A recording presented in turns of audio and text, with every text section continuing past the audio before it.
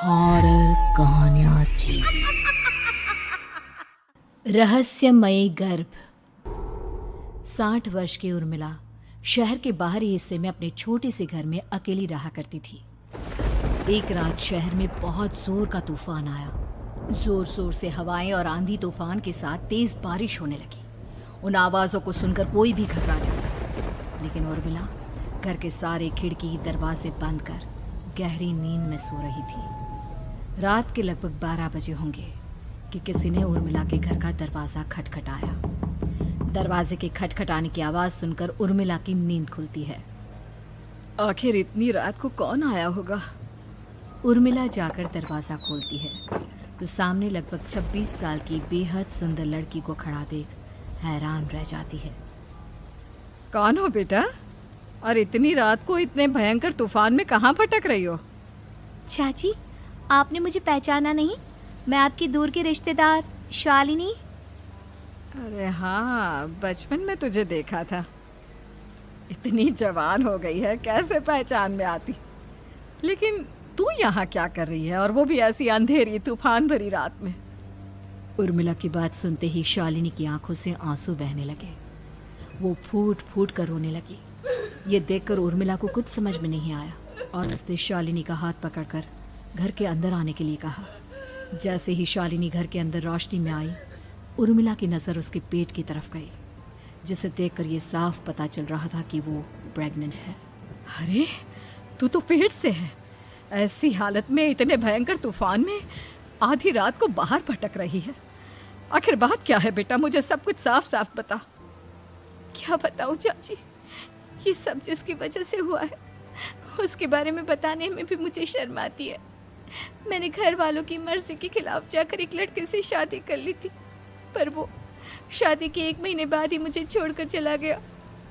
छोड़कर चला गया का क्या मतलब? क्या उसके साथ कोई हादसा हो गया?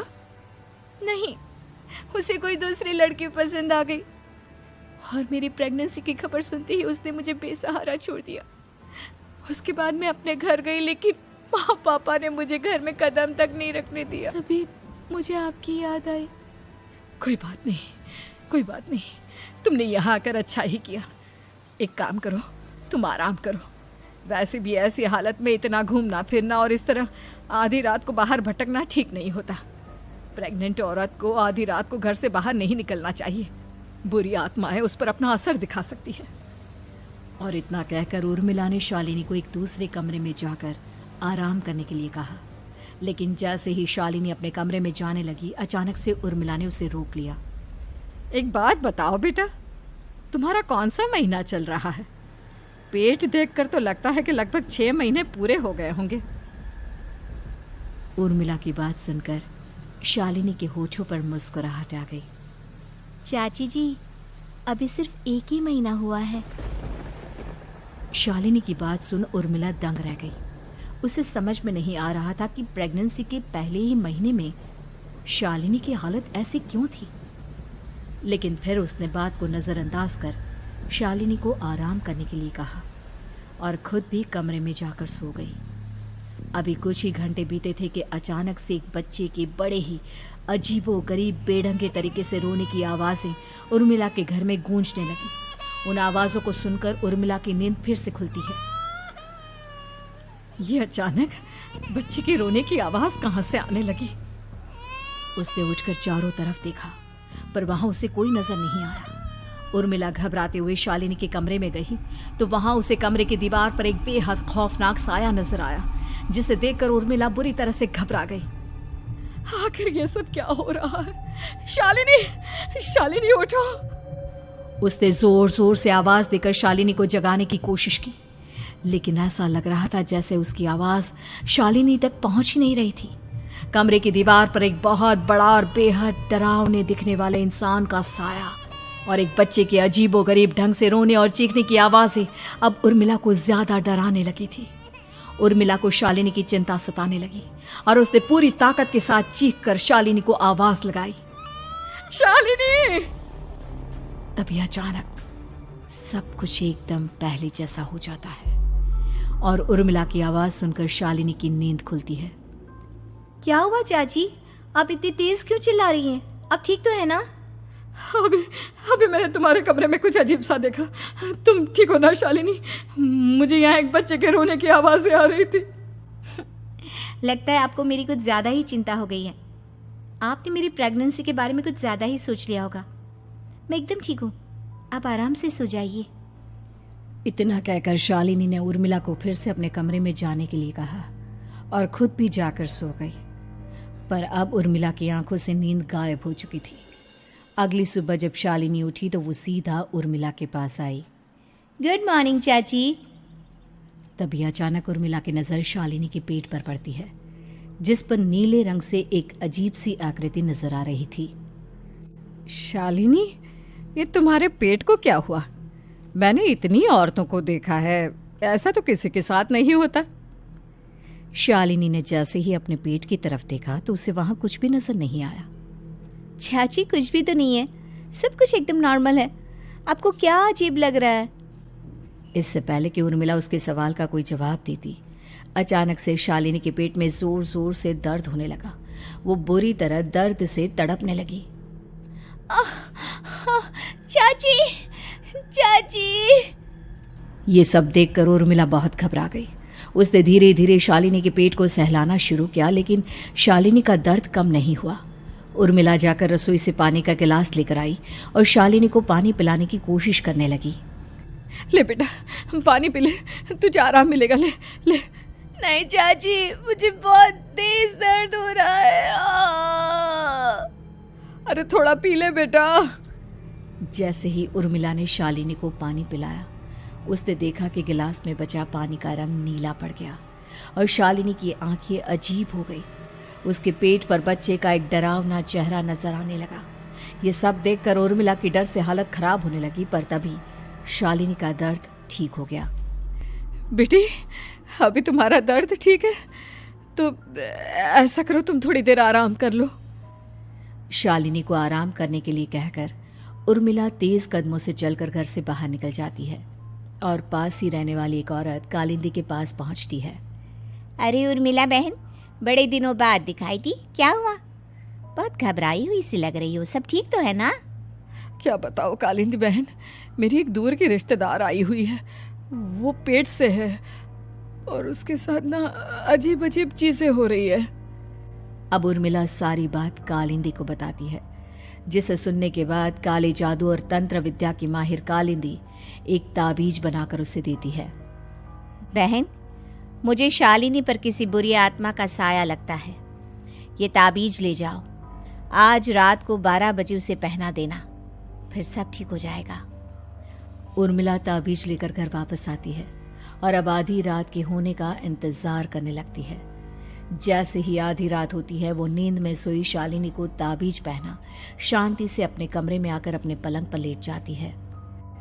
अब सब ठीक हो जाएगा, ये सोचकर उर्मिला शांति की एक सांस ही लेती है कि तभी अचानक उसकी आंखों के सामने कुछ ऐसा आता है जिसे देखकर उर्मिला डर से चीखने लगती है।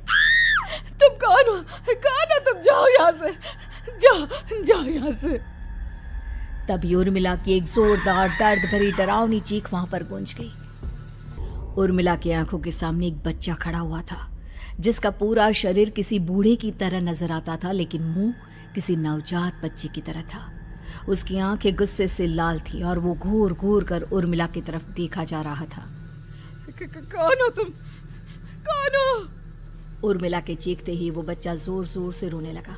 घबराकर उर्मिला ने अपने हाथों को अपने कानों पर रख लिया। उसकी समझ में नहीं आ रहा है कि आखिर ये सब उसके साथ क्या हो रहा है।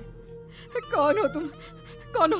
क्या चाहते हो मुझसे? जाओ जाओ यहाँ से, आखिर तुम हो कौन? तभी अचानक से उर्मिला के पूरे घर में लाल रंग की रोशनी फैल गई। वो बच्चा धीरे धीरे कदमों से चलता हुआ उर्मिला की तरफ बढ़ने लगा।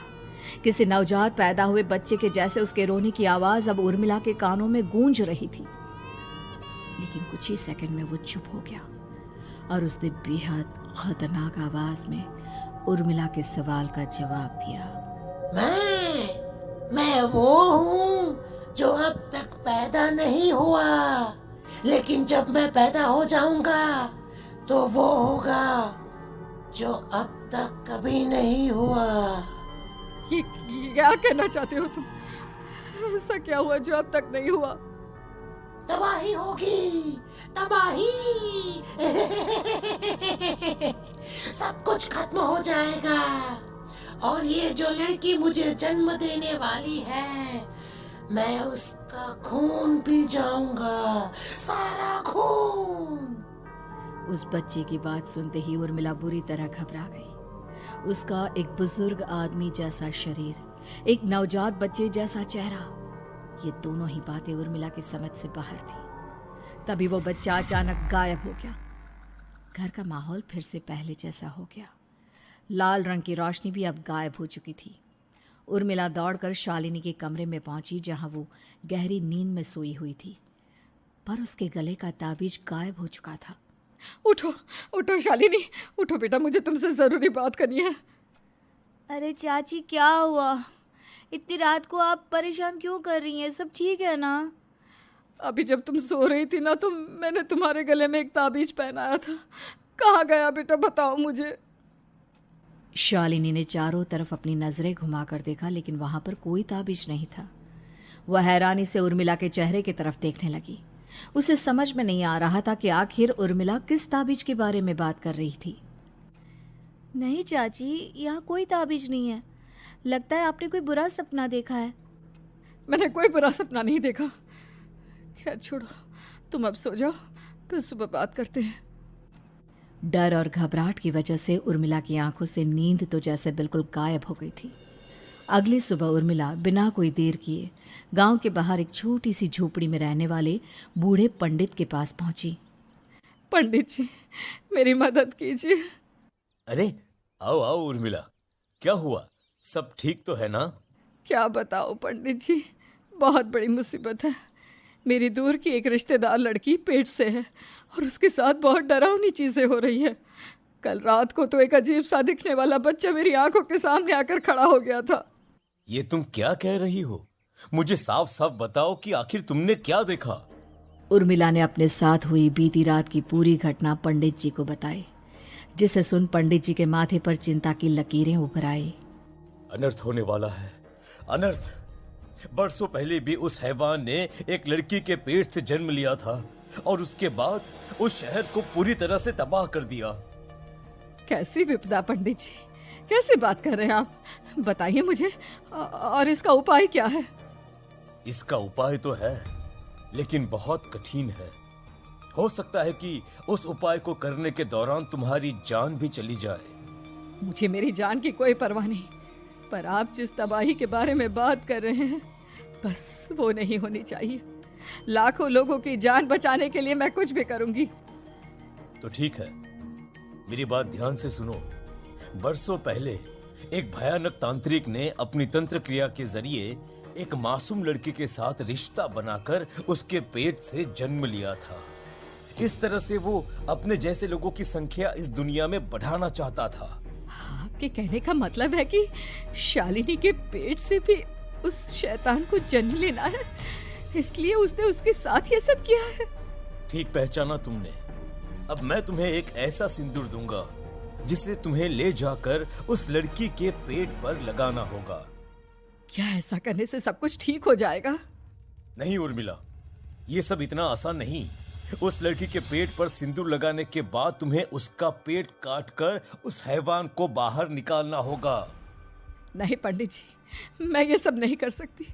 मैं भला एक जिंदा लड़की के पेट को अपने हाथों से कैसे काट सकती हूँ? अगर तुमने ऐसा नहीं किया तो कुछ ही दिनों में वो हैवान उस लड़की के शरीर से जन्म लेगा और उसके शरीर के सारे खून को पीकर अपनी ताकत को बढ़ाएगा। उसके बाद वो धीरे धीरे इस पूरे शहर को तबाह कर देगा। यहाँ पर कोई जिंदा नहीं बचेगा। लेकिन अगर मैं उसके पेट को काट दूंगी तो क्या वो जिंदा बच पाएगी? अगर शालिनी को कुछ हो गया तो, अगर उसकी मृत्यु हो गई तो? ऐसा कुछ नहीं होगा उर्मिला, तुम्हें अपने मन को पक्का करके ये काम करना ही होगा। सिंदूर लेने के बाद उर्मिला झोपड़ी से बाहर निकलने ही वाली थी कि तभी पंडित जी ने उसे पीछे से आवाज देकर रोका। उर्मिला, उस लड़की का पेट काटकर हैवान को बाहर निकालना ही काफी नहीं होगा।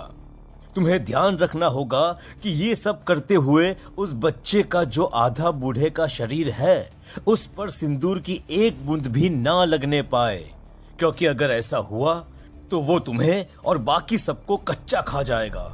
पंडित जी की बात सुन उर्मिला की आंखें फटी रह गई और उसके शरीर में डर की लहर दौड़ गई। फिर भी उसने हिम्मत की। ठीक है पंडित जी, मैं पूरी कोशिश करूंगी कि मैं उस हैवान को वहीं के वहीं खत्म कर पाऊं। इसके बाद उर्मिला तेज कदमों के साथ घर वापस आती है। दिन बीतता है, रात का अंधेरा छाने लगता है। शालिनी खाना खाकर सोने चली जाती है और उर्मिला लगातार उसके गहरी नींद में सो जाने का इंतजार करने लगती है, जिसके बाद उर्मिला दबे कदमों से शालिनी के कमरे में पहुंच गई। मुझे ये करना ही होगा। अब उर्मिला ने धीरे धीरे शालिनी के पेट पर पंडित जी का दिया सिंदूर लगाना शुरू किया। उर्मिला के हाथ बुरी तरह से कांप रहे थे। उसके एक हाथ में चाकू था जिससे वो पेट काटने वाली थी। उर्मिला ने एक नज़र शालिनी के चेहरे की तरफ देखा और फिर डरते हुए उसके पेट पर चाकू चलाना शुरू किया। कमाल है, मैं इसका पेट काट रही हूँ और ये आराम से सो रही है। इसे दर्द नहीं हो रहा क्या? तभी अचानक उर्मिला के कानों में बच्चे की रोने की आवाज सुनाई देने लगी। उसने घबराकर चारों तरफ देखा पर वहां पर कोई नहीं था, बस रोने की आवाज लगातार आ रही थी। उर्मिला बिना रुके लगातार शालिनी के पेट को काटती रही। उसे इस बात का भी ध्यान रखना था कि सिंदूर बच्चे के बूढ़े आदमी वाली शरीर के हिस्से पर ना लगे। कुछ ही देर में वो हैवानी बच्चा उर्मिला के हाथों में था। उसने बड़ी ही सावधानी से उस बच्चे को बाहर निकाला और पंडित जी के कहे अनुसार उसे घर से दूर जलाने के लिए ले गई। पर तभी उसके सामने वही बूढ़े शरीर और बच्चे के चेहरे वाला बच्चा आ गया। अपनी गोद में और सामने भी बच्चे को देखकर उर्मिला हैरान रह गई। मुझे मारोगी? मुझे इतनी हिम्मत कैसे आ गई तुम्हारी? तुम पैदा नहीं हुए हो और मुझे पता है जब तक तुम्हारा जन्म नहीं हो जाता तो मुझे कुछ नहीं कर सकते। इतना बोलते ही उर्मिला तुरंत उस बच्चे को घास के ढेर पर फेंक कर उसमें आग लगा देती है, जिसके तुरंत बाद वो बूढ़े आदमी के शरीर और बच्चे के चेहरे वाला अजीब तांत्रिक का भूत भी वहां से गायब हो जाता है। कुछ देर बाद उर्मिला घर पहुंचती है तो वो ये देखकर हैरान रह जाती है कि शालिनी का पेट अपने आप जुड़ चुका था। शुक्र है भगवान का और उन पंडित जी का, अब सब ठीक हो जाएगा। सुबह शालिनी सोकर उठती है तो अपना पेट देख बुरी तरह घबरा जाती है। चाची, चाची ये सब क्या हो गया? मेरा पेट अचानक कम कैसे हो गया? मेरा बच्चा कहाँ गया चाची? बेटी, वो बच्चा नहीं, एक खतरनाक तांत्रिक था जो तुम्हारे कोख से जन्म लेकर सबको मार देना चाहता था। वो पैदा होते ही तुम्हारी जान भी ले लेता, इसलिए मैंने पंडित जी के बताए उपाय से उसका खात्मा कर दिया है। अब सब ठीक है। शालिनी को उर्मिला की बात समझ में नहीं आती, जिसके बाद शालिनी को पूरी बात उर्मिला आराम से समझाती है। अब वो दोनों ही भगवान का शुक्र अदा करती हैं और एक साथ रहने लगती हैं।